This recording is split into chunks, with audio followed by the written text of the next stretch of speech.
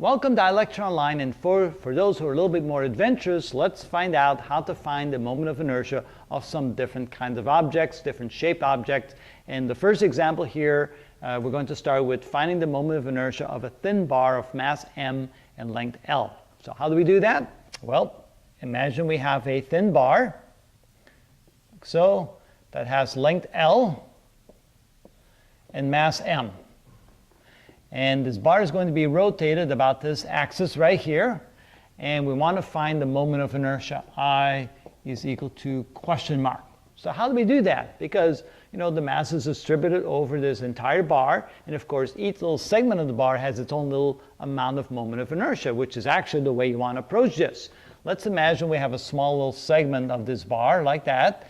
And let's say that the thickness of that little segment is a small little dx. And let's say that this segment is a distance x away from the point of rotation, x, and that little segment has a small amount of mass. Let's call it dm. All right? So, how do we utilize that information to find the moment of inertia? Well, what we want to do is we want to find the moment of inertia of this little piece right there. So we can say that the moment of inertia belonging to that little piece, well, let's call it a di, a small amount of moment of inertia.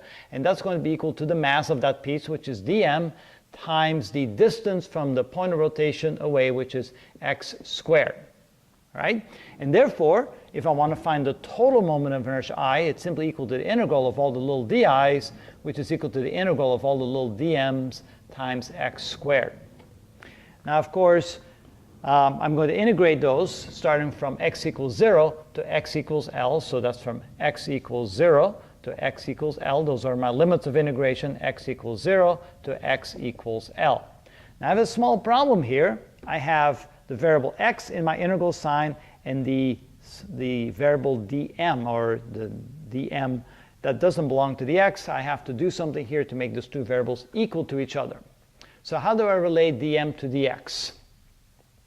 Well, the mass of a little segment right here, the dm, is equal to a fraction of the whole mass. It's equal to some fraction times the whole mass. And that fraction is going to be the ratio of the length of dx compared to the whole length. So this is really can be written as dx over x. Or not over x, that would be over L, the total length right here, dx over L. So the mass of this small little piece is equal to the whole mass, m, times the ratio of the length of the little piece divided by the length of the whole bar. So that would be dx over L. So I can replace my dm by dx over L times m. So let's do that. So this is equal to the integral of dx over L times m, that was my old dm, times x squared, again from x equals 0 to x equals L.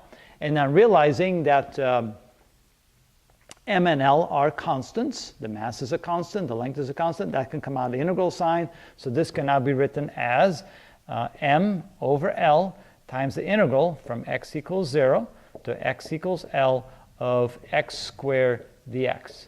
And now we're in business. Now we can go ahead and integrate that because the dx is as a variable of x along with x squared. So the integral of that would be x cubed over 3. So this is equal to m over L times x cubed over 3 evaluated from x equals 0 to x equals L. Of course, when we plug in the lower limit, we get 0, so we can ignore that. But when we plug in the upper limit, we get this is equal to m over L times L cubed over 3.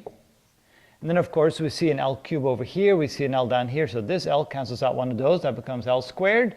And we now have 1/3 mL squared, which was the moment of inertia of a thin bar as we saw in the previous video. So we now proved it. That's indeed correct. So there's one example. Let's now stay tuned for another example to see how we find the moment of inertia of, let's say, a cylinder, a solid cylinder. And we'll go through the same kind of process. So let's do that.